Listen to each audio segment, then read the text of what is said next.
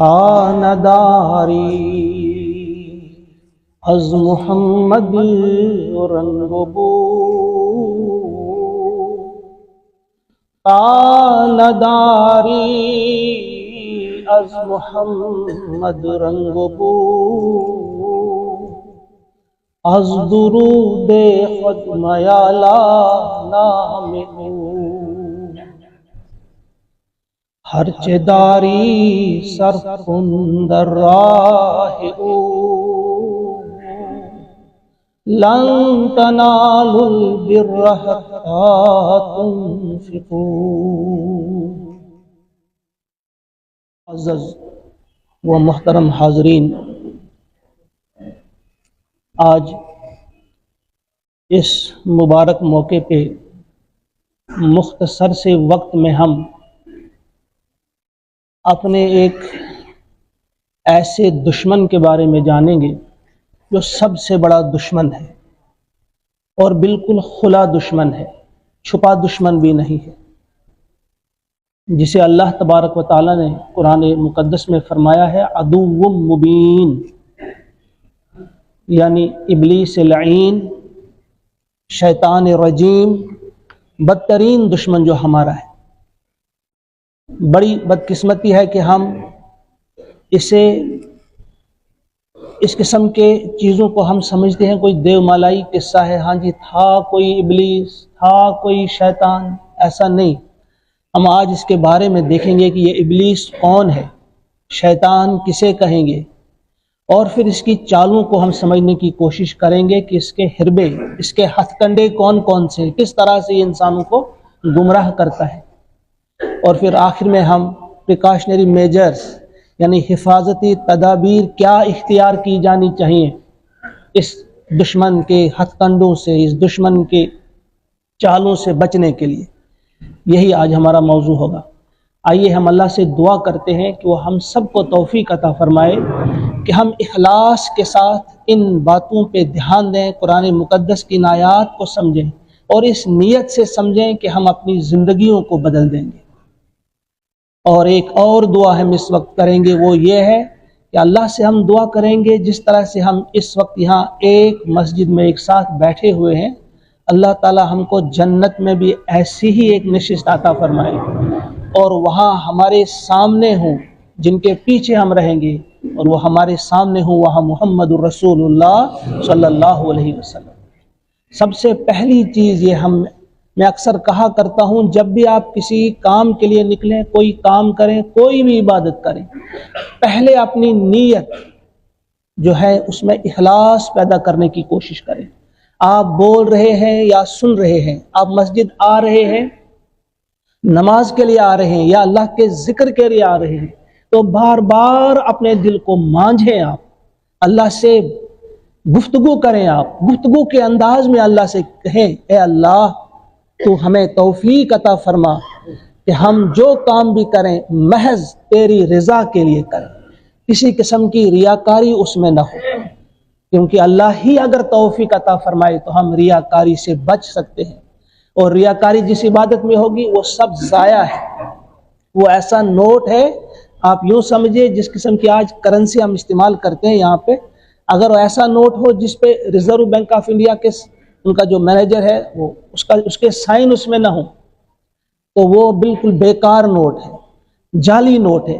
جعلی نوٹ ہمارے پاس 1 کروڑ ہوں، اس کے برعکس ہمارے پاس 1 روپے کا نوٹ ہو لیکن وہ صحیح ہو، وہ جعلی نوٹ کا ہمیں کوئی فائدہ نہیں۔ اسی طرح سے عبادات جو ہیں وہ جعلی قرار پائیں گی اگر ان میں اخلاص نہ ہو، اخلاص کے سائن نہ ہو۔ آپ یہ سمجھے کتنی بھی ہم نے عبادتیں کی، اللہ کا ارشاد ہوتا ہے، آپ نے سب کو یاد ہوگی وہ آیت، عاملۃ ناصبۃ تصلی نارا حامیہ، یعنی بہت سارے عمل کرنے والے ایسے ہوں گے کہ انہوں نے اتنے اعمال کیے ہوں گے کہ تھکا دینے والے اعمال کیے ہوں گے۔ عاملۃ ناصبہ، تھکا دینے والے اعمال، بڑے تہجد پڑھے ہوں گے انہوں نے، بڑی نمازیں ادا کی ہوں گی، بڑے عمرے کیے ہوں گے، بڑے حج کیے ہوں گے، تھکا دیا ہوگا اپنے آپ کو۔ عاملۃ ناصبۃ تصلی نارا حامیہ، مگر انہیں جھونک دیا جائے گا بھڑکتی ہوئی آگ میں، وجہ کیا ہوگی؟ وجہ یہ ہوگی، ایک تو ہمیں پتہ ہی نہیں ہوگا کہ یہ عبادات ہم نے کیوں کی، اور سب سے اہم بات یہ کہ ان میں اخلاص نہیں ہوگا، یہ اللہ کے لیے ہم نے عبادت نہیں کی ہوگی، اور جو عبادت اللہ کے لیے نہیں کی ہوگی اس کا کوئی اجر نہیں ملے گا، اسے پھینک دیا جائے گا۔ بہرحال اس وقت چونکہ میرا یہ موضوع نہیں ہے، میں اس وقت آ رہا ہوں اپنے موضوع کی طرف کہ ہم آج اپنے اس عدو مبین کو جاننے کی کوشش کریں، جس کے بارے میں اللہ نے ہمیں فرمایا کہ یہ تمہارا دشمن ہے، تم بھی اسے دشمن جانو اور اس کی چالوں سے ذرا ہوشیار رہو۔ اب دیکھیے جو آیت میں نے پڑھی ہے آپ کے سامنے، الاسراء، سورہ بنی اسرائیل کی آیت نمبر 62 ہے، یہ 62، یہ چوتھا مقام ہے قرآن پاک میں یہاں جہاں ابلیس اور آدم علیہ السلام کا قصہ بیان کیا جا رہا ہے۔ 7 مقامات پہ یہ قصہ بیان ہوا ہے، اور ہر جگہ اس کے الگ الگ ڈائمنشنز ہیں، کس انداز سے بیان کیا گیا ہے۔ اب دیکھیں یہاں پہ اللہ کا ارشاد ہوتا ہے کہ ابلیس کہتا ہے اللہ سے، قال ارأیتک ھذا الذی کرمت علی، ابلیس نے کہا اللہ سے کیا یہی ہے وہ جسے تو نے مجھ پر فضیلت دی ہے، جسے تو نے مکرم بنایا ہے مجھ سے زیادہ، کیا یہی ہے وہ؟ کیا آپ دیکھتے ہیں، کیا تو دیکھتا ہے کہ یہی ہے وہ جس پر تو نے مجھ، کیا اس لائق ہے یہ جس طرح ایک اور مقام پہ اللہ تعالیٰ نے فرمایا کہ میں تو اس سے بہتر ہوں، انا خیر منہ خلقتنی من نار خلقتہ من طین وخلقتنی من نار، تو نے مجھے آگ سے پیدا کیا، اس کو مٹی سے پیدا کیا، میں تو اس سے افضل ہوں۔ وہاں ایک اور انداز سے بات کہی گئی، یہاں فرمایا کہ شیطان نے، ابلیس نے کہا یہ ہے وہ جس کو تو نے مجھ پر فضیلت دی ہے، لئن اخرتنی الی یوم القیامہ، اگر تو مجھے مہلت دے قیامت کے دن تک، لأحتنکن ذریتہ، تو میں اس کی نسل کو برباد کر کے رکھ دوں گا، جڑ سے اکھاڑ پھینکوں گا۔ یہ جو احتنکن ہے، لفظ احتناق جو ہے عربی میں اس کے معنی ہوتے ہیں کسی درخت کو جڑ سے اکھاڑنا۔ تو ابلیس نے کہا لأحتنکن ذریتہ، کہ میں اس کی ذریت کو، اس کی اولاد کو، اس کی نسل کو جڑ سے اکھاڑ پھینکوں گا۔ مطلب کیا ہے اس کا؟ یعنی اس کو میں، اس کا جو مقصد زندگی ہے، مقصد حیات ہے، میں اسے بھلا دوں گا، اسے یاد ہی نہیں رہے گا کہ میں کیوں آیا ہوں دنیا میں۔ تو اس کا مطلب یہ ہے کہ اس نے اس کو جڑ سے اکھاڑ دیا، اس کی بیک کنی کر دی۔ اب آج دیکھیں آپ اپنے دائیں بائیں جتنے بھی انسان آپ دیکھیں گے، کروڑوں میں اربوں میں انسان جنہیں معلوم ہی نہیں کہ ہمیں کیوں بھیجا گیا ہے دنیا میں۔ تو یہ ابلیس کا اس وقت چیلنج تھا کہ میں کیا کروں گا، لأحتنکن ذریتہ، کہ میں اس کی ذریت کو، اس کی نسل کو جڑ سے اکھاڑ پھینکوں گا، تباہ و برباد کر کے رکھ دوں گا۔ الا قلیلا، سوائے قلیل کے، یعنی بہت قلیل لوگ ایسے ہوں گے، کم لوگ ایسے ہوں گے جو بچیں گے میرے وار سے، جو بچیں گے میری شرارتوں سے، جو بچیں گے میری چالوں سے، وہ بہت کم ہوں گے۔ یہ ابلیس نے اس وقت کہا۔ یہ ابلیس کون ہے ذہن میں رکھیے آپ، انسانوں کو پیدا کرنے سے پہلے اللہ تعالیٰ نے بہت ساری اور بھی مخلوقات بنائی تھی، ان میں جنات بھی تھے۔ یہ ایک جن تھا اور ان کا سردار تھا، یہ بڑا عبادت گزار تھا، اسی کو عزازیل بھی کہا جاتا ہے۔ اور ابلیس اس لیے اس کو کہتے ہیں کہ یہ مایوس ہو چکا ہے اب ہمیشہ کے لیے اللہ کی رحمت سے، اس پر اب اللہ کی رحمت کبھی نہیں ہوگی، یہ مایوس ہے ابلیس۔ اور شیطان اس لیے اسے کہتے ہیں، لفظ شطانہ جو ہے عربی میں اس کے معنی ہوتے ہیں دور ہونے کے، جیسے ہم کہیں گے شطنت دارہ، میں اس کے گھر سے دور ہو گیا، شطنہ دور ہونا، تو شیطان دور کیا گیا، اسے اللہ نے اپنی رحمت سے دور کر دیا ہے، ایک شیطان ہے۔ ابلیس تو ایک ہی ہے، وہ تب بھی تھا اب بھی ہے، وہی زندہ ہے، وہی ابھی کمانڈ کر رہا ہے، ہیڈ تو یہی ہے۔ البتہ شیاطین بے شمار ہیں، وَإِذَا خَلَوْا إِلَىٰ شَيَاطِينِهِمْ پڑھتے ہیں نا آپ، جب وہ اپنے شیطانوں کی طرف جاتے ہیں وہ بے شمار ہیں۔ اور ہم جانتے ہیں یہ بھی من الجنۃ والناس، وہ انسانوں میں بھی ہیں اور جنوں میں بھی ہیں، لیکن یہ ابلیس جو ہے یہ جن ہے، یہ ایک جن ہے، اور اس نے چیلنج دیا اس وقت اللہ تعالیٰ کو کہ میں اس آدم کی اولاد کو گمراہ کر کے رہوں گا۔ اب دیکھیے اندازہ کیجئے آدم سے کیا غلطی ہوئی تھی. اس کو پیدا فرمایا اللہ نے, پھر حکم دیا ابلیس کو جھکو, کہا نہیں, کہا اب یہ میرا دشمن ہے. ہم نے اس کا کیا بگاڑا تھا؟ کبھی کبھی سوچنا چاہیے کہ ہم نے کیا بگاڑا تھا ابلیس کا. لیکن اس نے کہا کہ میں ان کو بیخ و بن سے اکاڑ دوں گا. یہ کتنا بڑا دشمن ہے, کیسا دشمن ہے یہ, ایک بات یہ یاد رکھیں. ایک دوسرے انداز سے آپ دیکھنے کی کوشش کیجئے, سورۃ الحجر آیت نمبر 39 اور 40, 39 اور 40, وہاں اللہ کا ارشاد ہوتا ہے کہ ایک اور بات اس نے کہی, ذرا دیکھیں اس کی گستاخی. قال ربی بما اغویتنی, اس نے کہا اے میرے رب جیسا کہ تو نے مجھے گمراہ کیا. اغویتنی, اس نے الزام لگایا. ذرا بلیم بھی دیکھے کس پر لگایا جا رہا ہے. اللہ سے کہہ رہا ہے کہ تو نے مجھے گمراہ کیا. اللہ نے گمراہ نہیں کیا تھا. کس انداز سے کہا اس نے گمراہ کیا, تو نے مجھے گمراہ کیا. کیوں کہا؟ گویا اس کے کہنے کا مطلب یہ ہے کہ اگر تو نے آدم کو پیدا ہی نہیں کیا ہوتا, میں عیش کر رہا تھا جنت میں, گویا آدم کو پیدا کر کے تو نے مجھے فتنے میں ڈال دیا اور مجھے گمراہ کر دیا. آج ہمارے کچھ بھائی سوال کرتے ہیں, وہ پوچھتے ہیں ہم سے کہ بھئی پیدا ہی کیوں کیا ابلیس کو اللہ نے؟ اگر ہم کو بنایا تھا تو بنایا تھا, اب کیوں بنانا تھا شیطان کو؟ یہ ہمارے لیے کیا پرابلم کھڑی کر دیا اللہ تعالیٰ؟ گویا ہم یہ چاہتے ہیں کہ ہمیں پکی پکائی ملے, ہمیں کوئی محنت نہ کرنا پڑے. ایسا نہیں ہوتا. ہمیں جنت کمانی ہوگی, محنت کرنی ہوگی. ہماری آزمائش کے لیے اس کو بنایا گیا. پھر تو یہ ابلیسی خیال ہے. ابلیس نے یہی بات کہی کہ تو نے مجھے گمراہ کیا, آدم کو پیدا کیا اور مجھے فتنے میں ڈال دیا, میں گمراہ ہو گیا. اور کیا کہا اس نے؟ بما اغویتنی. اب کیا کروں گا میں؟ اللہ سے کہا لأزینن لہم فی الارض, میں خوبصورت بنا کر پیش کروں گا یہ دنیا اس کے سامنے. دنیا کی چیزیں, دنیا کا مال و متاع میں اس کے سامنے حسین انداز میں پیش کروں گا. وَلَأُغْوِيَنَّهُمْ أَجْمَعِينَ, اور ان سب کو میں گمراہ کر کے رہوں گا. یہاں بھی ساتھ ہی فرمایا, ساتھ ہی کہا ابلیس نے اِلَّا عِبَادَكَ مِنْهُمُ الْمُخْلَصِينَ, سوائے تیرے ان بندوں کے جو مخلص ہوں, جنہیں تو نے چن لیا ہو, جنہیں تو نے اخلاص عطا کیا گیا. مخلص بندے ہی بچیں گے اور کوئی نہیں بچے گا. ذرا ذہن میں رکھے کس قسم کا چیلنج ہے. اس حالات میں ہماری اور آپ کی ذمہ داری اب کیا بنتی ہے؟ ہماری اور آپ کی ذمہ داری کیا بنتی ہے کہ ہمیں کس قدر چوکنا اور ہوشیار رہنا ہے اس دشمن سے. کہاں کہاں سے آئے گا, کیسے کیسے آئے گا. گویا ایک دوسرے انداز میں آپ یوں سمجھے جس طرح سے داغ دہلوی نے کہا ہے, رخ روشن کے آگے شمع رکھ کر وہ یہ کہتے ہیں ادھر آتا ہے دیکھیں یا ادھر پروانہ جاتا ہے. وہی آزمائش رکھی اللہ تعالیٰ نے اپنے رخ روشن کے آگے, ایک شمع رکھی ہے, ایک چراغ رکھا ہے یا ایک شعلہ رکھا ہے, اور اللہ دیکھنا چاہتا ہے اس کی مانیں گے یا میری مانیں گے. دیکھتا ہوں میری طرف یہ آتے ہیں یا اس کی طرف آتے ہیں. اس چیز کو ہم نے جاننا ہے, اس چیز کی طرف دھیان دینا ہے. اب ہم اس آتے ہیں, کیونکہ وقت کا بھی خیال رکھنا ہے, ہم آتے ہیں اب اس کے حربوں کی طرف. اس کے کس کس قسم کے حربے ہیں, کہ جو اس کے ہتھ کنڈے ہیں, چالیں ہیں, کون کون سی چالیں ہیں, ان کی طرف ہم دیکھتے ہیں.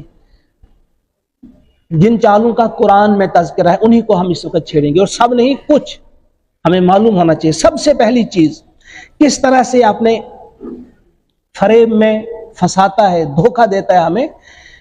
پہلی چیز, پہلا کام یہ جو کرتا ہے وہ ہے بھول پن.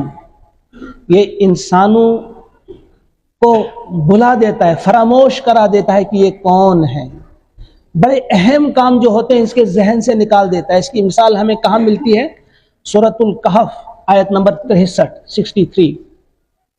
جب موسیٰ علیہ السلام جا رہے تھے حضرت خضر علیہ السلام کی طرف, تو ایک جگہ بیٹھے, کہا اپنے ساتھی سے, یوشع ان کے ساتھ تھے, یوشع بن نون, ان کے خادم خاص جو بعد میں نبوت بھی جنہیں ملی, ان سے کہا کہ کھانا لاؤ.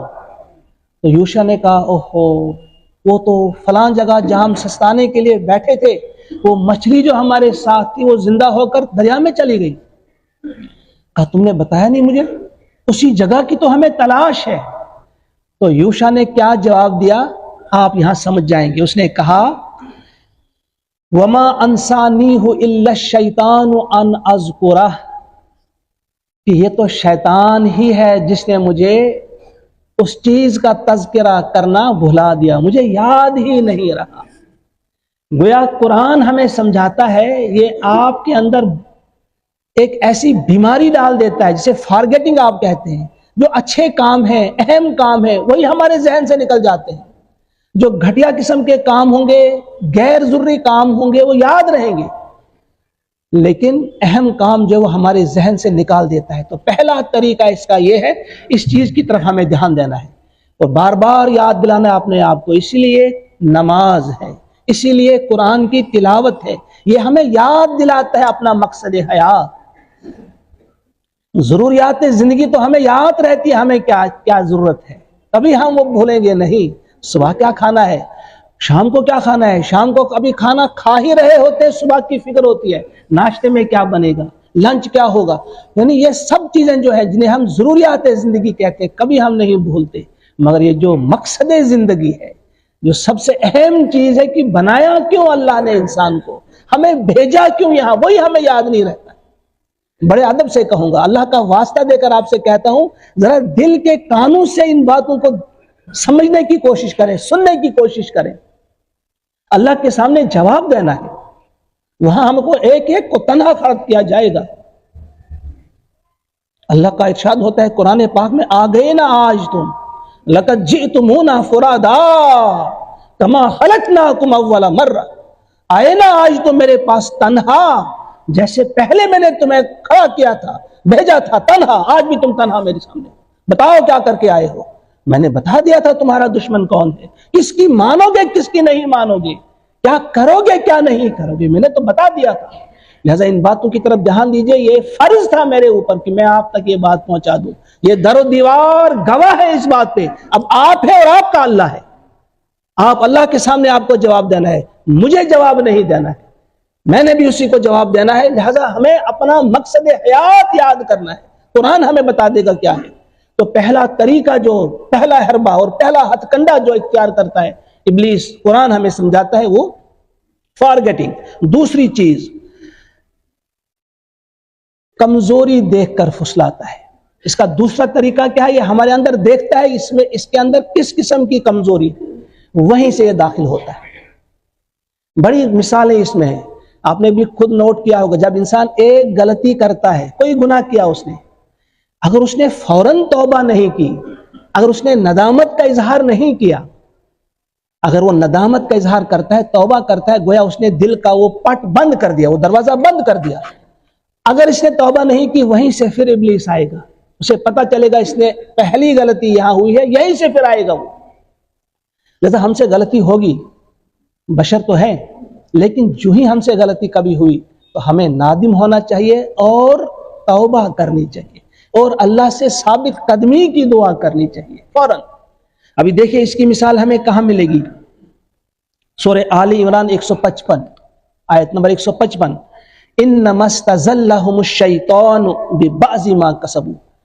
غزوہ احد کی طرف اشارہ ہے کہ وہاں ان سے جو لغزش ہوئی تھی، کہا ان کو پھسلایا وہاں پہ شیطان نے، ببعض ما کسبوا، ان کی کچھ ایسی غلطی تھی جو انہیں کمایا تھا، اس کی بنا پہ ببعض ما کسبوا۔ آپ سب جانتے ہیں، اذ تسعدون ولا تلوون علی احد والرسول یدعوکم فی اخراکم، سب کو یاد ہوگا، پہاڑی پر چڑھ رہے تھے، رسول پکار رہا تھا، الیہ یا معاشر المسلمین، میری طرف آ جاؤ اے مسلمانوں، میری طرف آ جاؤ۔ تو وہ کس وجہ پہ گئے تھے وہ آپ سب جانتے ہیں۔ اسی وجہ سے مجھے ایک واقعہ یہاں پہ یاد آیا کہ حضرت عبد الرحمن ابن عوف رضی اللہ تعالیٰ عنہ، انہوں نے ایک بار کہا حضرت عثمان سے، عثمان غنی رضی اللہ تعالیٰ عنہ سے، کہا عثمان تم میری طرح نہیں ہو سکتے، تم نے بدر میں شرکت نہیں کی، تم نے جو بیعت ہوئی تھی بیعت رضوان، وہاں تم موجود نہیں تھے، اور تیسری چیز احد میں تم ثابت قدم نہیں رہے تھے، تم میری طرح نہیں ہو سکتے۔ تو عثمان غنی نے جواب دیا، بدر میں تم جانتے ہو کہ میری اہلیہ بیمار تھی اور میں اس لیے پیچھے رہا تھا، اور میرے لیے تو اللہ کے نبی علیہ الصلوۃ والسلام نے فرمایا کہ کوئی وادی ایسی نہیں تھی کہ جہاں مجاہدین گئے ہوں آپ وہاں نہ ہوں، مجھے پورا اجر ملا اس لڑائی میں وہاں گویا شامل تھا۔ کیونکہ مجھے ایک ایسا عذر لاحق آیا تھا کہ میں معذور تھا، اس لیے نہیں شرکت کر سکا۔ اور بیعت رضوان کے موقع پہ آپ جانتے ہیں کہ مجھے حضور نے بھیجا تھا مکہ کے لوگوں سے گفتگو کرنے کے لیے، میں تو وہاں اسپوکس پرسن بن کر گیا تھا، میں بات کر رہا تھا، اور وہاں تو مجھے یہ اعزاز حاصل ہے کہ حضور نے ایک ہاتھ میری طرف سے رکھا اور ایک اپنا ہاتھ رکھا اور میری طرف سے بیعت کی۔ اور پھر عہد کی بات آپ کرتے ہو تو اس کے بارے میں اللہ کا ارشاد وَلَقَدْ عَفَا اللَّهُ عَنْهُمْ، اللہ تعالیٰ نے انہیں معاف کر دیا ہے۔ اس کا تانا تم مجھے کیا دیتے ہو کہ جہاں جس کو کمزوری لاحق ہوئی، اللہ کا ارشاد ہے لَقَدْ عَفَا اللَّهُ عَنْهُمْ، اللہ نے معاف کر دیا۔ پھر کبھی بھی عبد الرحمن ابن عوف رضی اللہ تعالیٰ عنہ نے کبھی بھی اس قسم کی بات نہیں کی۔ تو یہاں اس نقطے سے انما استزلهم الشیطان، جو شیطان کی کس قسم کی حرکت تھی وہ کہ کچھ کمزوری دیکھ کر ہم میں دیکھے گا، ضروری نہیں کچھ لوگ بڑے بہادر ہوتے ہیں وہ گھبراتے نہیں ہیں، لیکن پیسے کی کمزوری ہوگی اس کو پیسے کے ذریعے پھنسائے گا۔ کچھ لوگ پیسے کے معاملے میں بڑا آنیسٹ ہوگا، دیانتدار ہوگا، رشوت نہیں کھائے گا، سود نہیں کھائے گا، یہاں بالکل مضبوط ہوگا، پھر کوشش کرے گا ابلیس کہ اس کو کسی حسین چہرے کی طرف متوجہ کرے گا اور اسے کسی اور بے حیائی کے راستے پہ ڈال دے گا۔ وہ اس کے پاس بہت ساری چیزیں، وہ دیکھتا ہے کمزوری کیا ہے بندے کے اندر، وہیں سے وہ آتا ہے۔ تیسری چیز وسوسہ، یہ بھی آپ جانتے ہیں من شر الوسواس الخناس، وہ وسوسہ ڈالتا ہے دل میں، یہ بھی اس کا ایک طریقہ ہے۔ پھر چوتھا ہے زخرفہ، زخرفہ یا زینہ جسے کہتے ہیں، ابھی اس آیت میں آپ نے سنا لَأُزَيِّنَنَّ لَهُمْ، یعنی یہ دنیا کی چیزوں کو، مال و متاع کو خوبصورت بنا کر پیش کرتا ہے۔ انسان کی اپنی بیوی کتنی حسین ہو، ابلیس کہے گا فلاں بیوی کی طرف دیکھو، فلاں شخص کی بیوی یہ کتنی حسین، گویا اپنی بیوی سے زیادہ اس کو دوسری کی بیوی دکھائے گا کہ یہ زیادہ حسین ہے۔ اپنی گاڑی سے اسے زیادہ لگے گی بھلی اور خوبصورت دوسرے کی گاڑی، اپنے گھر سے دوسرے کا گھر، اپنے باغ سے دوسرے کا باغ، اس طرح سے اس چیز کو خوبصورت بنا کر یہ پیش کرتا ہے۔ پھر یہ کہتا ہے مجھے چاہیے، مجھے کیا کرنا ہوگا، پھر یہ سود بھی کھائے گا، جھوٹ بھی بولے گا، رشوت بھی کھائے گا، بددیانتی بھی کرے گا، کسی نہ کسی طرح سے اس چیز کو حاصل کرے گا۔ تو یہ آپ یاد رکھیں، یہ اللہ تبارک و تعالیٰ کا ارشاد ہے کہ یہ بڑا زبردست وار ہے ابلیس کا۔ پانچویں چیز تخویف، تخویف کیا کہتے ہیں، خوف دلاتا ہے کہ اگر تم نے حق بات کہی تو یہ خطرہ ہے، یہاں تم پھنس جاؤ گے، یہاں تمہیں سزا ملے گی۔ اور خوف دلاتا ہے اگر تم نے اللہ کی راہ میں خرچ کیا غریب ہو جاؤ گے، فقیر ہو جاؤ گے۔ جس طرح سے ایک جگہ فرمایا اللہ تعالیٰ نے انما ذالکم الشیطان یخوف اولیاء، یہ شیطان ہے جو تمہیں اپنے دوستوں سے ڈراتا ہے، فلا تخافوہم، ان سے مت ڈرو، وخافونی، مجھ سے ڈرو، ان کنتم مؤمنین، اگر تم مومن ہو۔ آل عمران آیت نمبر 175۔ گویا یہ ڈراتا ہے، یہ کرو گے تو وہ ہو جائے گا۔ بھائی کیا کون کر سکتا ہے، کوئی آپ کو نفع نہیں پہنچا سکتا سوائے اللہ کے، کوئی نقصان نہیں پہنچا سکتا سوائے اللہ کے، کوئی تمہارا بال بیکار نہیں کر سکتا، بس اللہ ہی کو یہ سب اختیار ہے۔ ہاں، حضور علیہ الصلوۃ والسلام کی وہ حدیث پاک سب کو یاد ہوگی جہاں آپ نے اپنے ایک غلام سے کہا تھا یا غلام، اس نے 3 بار کہا اور جواب میں کہا کہ سنو میں تمہیں کچھ کلمات سکھاتا ہوں، اس کو یاد رکھنا۔ تو اس میں ایک بات یہ بتائی تھی کہ سارے دنیا کے انسان جمع ہو جائیں، اس کے بعد چاہیں الا ان ينفعوک بشیء لن ينفعوک، اگر وہ چاہیں تمہیں نفع پہنچانا نہیں پہنچا سکتے ہیں، الا قد كتب اللہ لک، ہاں اتنا جتنا اللہ ہی نے لکھ دیا ہوگا۔ وَلَوِ اجْتَمَعُوا عَلَىٰ أَن يَضُرُّوكَ بِشَيْءٍ، اور اگر سارے جمع ہو جائیں اور تمہیں نقصان پہنچانا چاہیں ہرگز نہیں پہنچا سکتے، ہاں اتنا قد كتبہ اللہ علیک، جتنا لکھ دیا ہوگا اللہ نے۔ گویا شیطان سے ڈرانا ہے، اپنے دوستوں کے ذریعے ڈراتا ہے، تمہیں نہیں ڈرنا چاہیے، وخافونی، مجھ سے ڈرو، ان کنتم مؤمنین۔ اور ایک اور جگہ فرمایا الشیطان یعدکم الفقر، یہ شیطان جو ہے تمہیں ڈراتا ہے غریبی سے، فقیر ہو جاؤ گے، اللہ کی راہ میں خرچ مت کرو، فقیر ہو جاؤ گے۔ لیکن اللہ کی راہ میں خرچ کرنے سے فقیر نہیں انسان بنتا، امیر بنتا ہے۔ صرف ایک مثال دوں گا کیونکہ وقت بہت کم ہے۔ حضرت عمر بن عبدالعزیز رحمۃ اللہ علیہ جس وقت دنیا سے جاتے ہیں، آپ سب جانتے ہیں عمر ثانی انہیں کہا جاتا ہے، کس قسم کے انسان تھے۔ 5 درہم ملتے ہیں بچوں کو، اتنی وراثت تھی۔ آپ سمجھے 5 روپے ملے، اتنا ہی تھا. لیکن کچھ ہی عرصے کے بعد اس کا ایک بیٹا، جو بڑا بیٹا تھا، عبدالعزیز اس کا نام تھا، وہ ایک دن میں 100 غلاموں کو خریدتا ہے اور آزاد کرتا ہے. اتنی دولت اس کے پاس آ جاتی ہے کہ اتنا بڑا صدقہ کرنے میں وہ کامیاب ہو جاتا ہے. اس کے برعکس ہشام بن عبد الملک، اس کے بارے میں کیا ہے کہ جب وہ دنیا سے رخصت ہوتا ہے 11 لاکھ درہم آتے ہیں بچوں میں، جو وراثت تقسیم ہوتی ہے 11 لاکھ.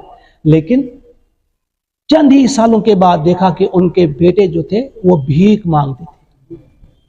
یہ تاریخ ہمیں بتاتی ہے، اس وقت میں اس تفصیل میں نہیں جاؤں گا. یہ 5 چیزیں، اور چھٹی چیز ابلیس سکھاتا ہے بغیر علم کے بحثیں کرنا. آج آپ دیکھیں گے بغیر علم کے ہم بحثیں کرتے ہیں، بس مجھے خبر ہے آپ کو نہیں. کہنے کو کہے گا کہ میں عالم نہیں ہوں، میں تو ایک ان پڑھ ہوں، لیکن جب بحث آتی ہے کسی بھی مسئلے میں مفتی بن جاتا ہے فوراً. 7ویں چیز امت میں تفرقہ ڈالنا، جو بہت بڑا کام ہے ابلیس کا. یاد رکھنا، ابلیس کا بہت بڑا ہتھیار، بہت بڑی چال جو اس کی ہے، وہ امت میں تفرقہ ڈالتا ہے. یہ سورہ مائدہ آیت نمبر 91، انما یرید الشیطان ان یوقع بینکم العداوۃ والبغض. شیطان چاہتا ہے کہ تمہارے درمیان عداوت اور بغض ڈالے. اور پھر ہم کیا کرتے ہیں؟ میں ٹھیک ہوں وہ کافر ہے، میں درست ہوں بس صرف میں ہوں. چھوٹی چھوٹی باتوں میں ہم الجھ جاتے ہیں. آج پوری امت مسلمہ میں جو آپ دیکھتے ہیں انتشار، افتراق، کتنی زیادتی آج ہو رہی ہے. میں بڑے ادب سے کہوں گا، ابن عربی کا نام آپ سب نے سنا ہوگا، مکی. ابن العربی مکی کا نام سنا ہوگا. بڑے عظیم انسان گزرے ہیں. انہوں نے ایک بار خواب دیکھا، سب یاد رکھیں گے. خواب میں کیا دیکھا؟ حضور کو دیکھا صلی اللہ علیہ وسلم. حضور فرماتے ہیں ان سے، محی الدین، ان کا اصلی نام محی الدین تھا، محی الدین تمہاری فلاں عالم سے نہیں بنتی ہے؟ کہا ہاں میری اس سے نہیں بنتی. کیوں؟ بون پانی زبائی میں سشن مینس پیر اسمانن، سادہ لفظ میں اس نے یہ لفظ نہیں کہی. اس نے کہا کہ دیکھو وہ میری لائن کا آدمی نہیں ہے، اس کو آج ہم کہتے ہیں. یہ میرے مسلک کے ساتھ وابستہ نہیں ہے، یہ میری جماعت کے ساتھ وابستہ نہیں ہے، میرے نظریے سے متفق نہیں ہے. کہا اس کے ساتھ میری اس لیے نہیں بنتی کہ وہ میرے پیر کو نہیں مانتا. خواب میں ہی حضور نے فرمایا، ان کے چہرہ انور سرخ ہو گیا اور کہا محی الدین اگر وہ تمہارے پیر کو نہیں مانتا، تمہارے پیغمبر کو تو مانتا ہے. سوچنا چاہیے ہمیں. آج ہم ڈفلی لے کر ہیں، چھوٹی چھوٹی الگ الگ پارٹیاں، الگ الگ جماعتیں بنا کر، الگ الگ مسلک بنا کر لڑتے ہیں آپس میں. اور یہ ابلیس کا ہتھ کنڈا ہے کہ ان کو لڑاؤ آپس میں. ابن العربی مکی فرماتے ہیں کہ جو ہی میں نے یہ خواب دیکھا پسینہ چھوٹا. میں انتظار کرنے لگا کہ کب اجالا آئے گا، میں اس کے گھر جاؤں گا، اس سے معافی مانگوں گا. میں ایک جگہ تو ہے جہاں ہم سب ایک ہیں، حضور علیہ الصلوۃ والسلام، وہاں کس کو اختلاف ہو سکتا ہے؟ وہاں تو سب ہم ایک ہیں. تو اس چیز کی طرف دھیان دے کر ہمیں آپسی افتراق، آپسی انتشار. ہم کون ہوتے ہیں کسی کے بارے میں کہنے والے کہ یہ گمراہ ہے؟ ٹھیک ہے مجھے کسی چیز سے اتفاق ہے، شرح صدر ہوتا ہے کسی چیز پر میں وہ کروں، دوسرے کو مجبور نہ کروں کہ تم نے بھی ایسا ہی کرنا ہے. یہاں ہاتھ نہیں باندھے تو نماز ہی نہیں ہوگی، زور سے آمین نہیں کہا تو نماز ہی نہیں ہوگی، ایسے نہیں کرو گے نہیں. بس جس پر مجھے شرح صدر ہے میں کروں، دوسرے کو مجبور نہ کروں. بہرحال یہ 7 چیزیں میں نے آپ کے سامنے رکھی، یہ ابلیس کے ہتھ کنڈے ہیں. اب تھوڑا سا اس کے میں پریکاشنری میجرز بتاؤں گا، حفاظتی تدابیر کیسے اختیار کرنی، ہم نے کیا کیا اختیار کرنی. سب سے پہلی چیز اخلاص پیدا کیجیے، کیونکہ ابلیس نے خود کہا کہ تیرے وہ بندے بچ جائیں گے جو مخلص ہوں گے. لہذا اخلاص ہم نے پیدا کرنا ہے، بار بار اپنے دل کو مانجنا ہے، صاف کرنا ہے کہ ہم صرف اور صرف اللہ کے لیے، جو بات کریں اللہ کے لیے کریں، جو کام کریں اللہ کے لیے کریں، اللہ کی رضا کے لیے کریں. نہ یہ چاہتا ہوں نہ وہ چاہتا ہوں، فقط ایک تیری رضا چاہتا ہوں. نہ دولت، نہ شہرت، نہ جاہ چاہتا ہوں، خدا کے لیے میں خدا چاہتا ہوں. یہ ہمیں بار بار کہنا چاہیے، دہرانا چاہیے. دولت کی، شہرت کی، جاہ کی، کسی چیز کی ضرورت نہیں. اگر چاہتا ہوں تو بس خدا کو چاہتا ہوں، اور خدا کو بھی خدا کے لیے چاہتا ہوں، بس میں ایک خدا کو چاہتا ہوں۔ تو اخلاص پیدا کیجئے، سب سے پہلی چیز۔ دوسری چیز اللہ کا ذکر، جتنا ہم اللہ کا ذکر کریں گے شیطان کی شرارتوں سے بچیں گے۔ پیارے نبی نے فرمایا صلی اللہ علیہ وسلم، الشیطان جاسم علی قلب ابن آدم، شیطان پہرا لگائے بیٹھا ہے قلب ابن آدم کے باہر، ایمبوش لگا کر، جاسم ایمبوش کو کہتے ہیں، پہرا لگائے۔ اذا ذکر اللہ کھنسا، جو ہی اللہ کا ذکر کرتا ہے وہ بھاگ جاتا ہے۔ وَإِذَا غَفَلَ وَسْوَسَ، اور جو ہی یہ غافل ہو گیا تو یہ وسوسہ ڈالتا ہے۔ لہذا اللہ کی یاد ہمیشہ رہے۔ اللہ کے ذکر سے مراد یہ نہیں ہمارے ہاتھ میں تسبیح ہو، اللہ کا ذکر، اللہ کی یاد ہمارے دل میں ہر وقت ہو۔ اگر ہم تول رہے ہیں تو اللہ کی یاد ہو، برابر تولنا ہوگا۔ اگر ہم بول رہے ہیں تو اللہ کی یاد ہو، صحیح بولنا ہوگا، حق بولنا ہوگا۔ وہ ہر کام کرتے ہوئے اللہ کی یاد ہمارے دل و دماغ پہ ہو۔ تیسری چیز اللہ کی پناہ مانگنا، وَإِمَّا يَنزَغَنَّكَ مِنَ الشَّيْطَانِ نَزْغٌ فَاسْتَعِذْ بِاللَّهِ، اعوذ باللہ من الشیطان الرجیم۔ اس کا ورد جو ہی آپ محسوس کریں کہ شیطان، ایک آواز آتی ہے دل میں، کبھی کبھی انسان کے دل میں کوئی خیال آتا ہے، ہم غفلت ہو جاتی ہے کہ میرا خیال ہے، مجھے اس پر عمل کرنا چاہیے، لیکن مجھے دھیان دینا چاہیے میرا اپنا خیال ہے یا شیطانی خیال ہے۔ جسے یہ چیز ہاتھ آ گئی اسے فرقان کہتے ہیں، قرآن اسے فرقان کہتے ہیں، کسوٹی، کہ ہم اس آواز کو پہچانیں جو اندر سے ہمیں آواز آتی ہے فلاں کام کرو، ہم پہچانیں یہ میری اپنی آواز نہیں، یہ ابلیسی آواز ہے، بس اسے مجھے چھوڑ جانا چاہیے۔ آنکھیں بند کر کے ذرا سوچوں یہ کس کی آواز ہے، پھر ہم کو نظر آئے کہ بیچ میں کھڑے ہو گئے محمد عربی صلی اللہ علیہ وسلم، وہ کہتے ہیں نہیں یہ کام نہیں، بیچ میں کھڑا ہو جائے قرآن، یہ نہیں، یہ تیری آواز نہیں، یہ ابلیسی آواز ہے۔ قرآن ہمیں بتا رہا ہے۔ پھر جس کام کا بھی آغاز کریں بسم اللہ سے کریں۔ یہ چار چیزیں۔ پانچویں چیز جماعت بن کے رہنا ہے، ایک ایک نہیں رہنا ہے۔ کونوا مع الصادقین، جماعت بن کر رہنا ہے، ایک ہونا ہے۔ الشیطان ذیب الانسان، شیطان انسان کا بھیڑیا ہے، جو الگ رہتا ہے نا اس کو کھا جاتا ہے بھیڑیا۔ اب آخری بات، وقت ہو چکا، آخری بات اب اس لیے ختم کروں گا یہیں پہ کہ شیطان کا، ابلیس کا جو آخری خطاب ہوگا، الوداعی خطاب جو جہنم میں کرے گا، اس کو ذہن میں رکھے۔ اللہ تعالیٰ بچائے کہ ہم ان لوگوں میں نہ ہوں جنہیں وہ خطاب کر رہا ہے۔ یہ سورہ ابراہیم آیت نمبر 22 خود بھی پڑھیے آپ۔ شیطان کہے گا لاسٹ میں جاتے ہوئے، الوداع جب کرے گا، ان اللہ وعدکم وعد الحق، اللہ نے تمہارے ساتھ وعدہ کیا، وہ وعدہ حق تھا، سچا تھا۔ وَوَعَدْتُكُمْ فَأَخْلَفْتُكُمْ، میں نے بھی تم سے وعدہ کیا تھا لیکن میں نے وعدہ خلافی کی۔ وَمَا كَانَ لِي عَلَيْكُمْ مِنْ سُلْطَانٍ، مگر یاد رکھو مجھے زور نہیں تھا، میں نے زبردستی تمہیں اپنے پیچھے نہیں لایا تھا، میں نے مار مار کر تمہیں اپنے پیچھے نہیں چلایا، تمہارے گلے میں رسی ڈال کر نہیں کھینچا۔ میں نے کیا کیا؟ إِلَّا أَن دَعَوْتُكُمْ فَاسْتَجَبْتُمْ لِي، میں نے تمہیں دعوت دی، تم نے لبیک کہا۔ اگر دعوت دینے کی سزا مجھے تو لبیک کہنے کی سزا تمہیں بھی ملنی چاہیے۔ لہذا فلا تلومونی، مجھے آج تم ملامت مت کرو، ولوموا انفسکم، اپنے آپ پر لعنت بھیجو، اپنے آپ کو ملامت کرو۔ یہ ابلیس کا آخری خطاب ہوگا جہنم میں، اللہ تعالیٰ بچائے۔ اگر وہ وہاں یہ سننا پڑے ہمیں، اللہ بچائے، ہم بچیں یہیں پہ ابلیس کو ہم جانیں، پھر اس خطاب کے مخاطب ہم نہیں ہوں گے۔ اللہ تعالیٰ سے توفیق مانگیے کہ اللہ تعالیٰ ہم سب کو توفیق عطا فرمائے کہ ہم سمجھیں اس بڑے دشمن کو، سب سے خطرناک دشمن کو، اور عدو مبین کو ہم سمجھیں، اور پھر اس کی شرارتوں سے اللہ تعالیٰ ہی ہمیں بچائے اور ہمیں بچنے کی توفیق عطا فرمائے۔ ربنا تقبل منا انک انت السمیع العلیم۔